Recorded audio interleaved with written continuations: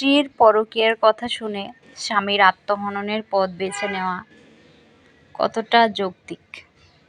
মনে করেন আপনি বিয়ে করেছেন ভালোবেসে, ৬ মাস হয়েছে। আপনার স্ত্রী চাকরি করে, আপনিও চাকরি করেন।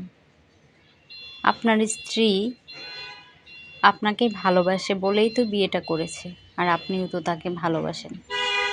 ৬ মাসের মাথায় যদি আপনি জানতে পারেন আপনার স্ত্রী তার বসের সাথে পরকীয়ায় লিপ্ত, তখন আপনার কেমন লাগবে? নিশ্চয়ই নিজেকে অনেক বেশি অপরাধী মনে হবে। সেরকমই একটা ঘটনা, বাস্তব ঘটনা আপনাদের সাথে বলবো।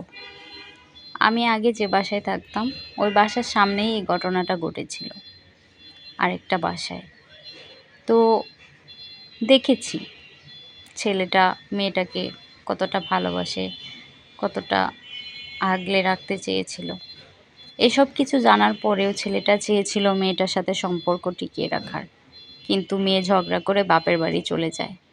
বাপের বাড়ি চলে যায়, ছেলেও 2 দিনের মাথায় 3-4 বার গিয়েছে মেয়েটাকে আনতে, কিন্তু তার স্বামীর সাথে আসেনি। পরে স্বামী বেচারা কি করবে? ভুল সিদ্ধান্ত নিয়েছে। হয়তো এই মুহূর্তে তার মাথায় এর থেকে ভালো কোনো চিন্তা আসছিল না। নিজেকে আত্মহননের পথ বেছে নিলেন। আত্মহনন করে জীবনের কি সব সমস্যার সমাধান করা যায়? কেনই বা ভালোবেসে বিয়ে করেছিল, আর কেনই বা এই সম্পর্কে জড়িয়ে এই ছেলেটার জীবনটা নষ্ট করে দিল?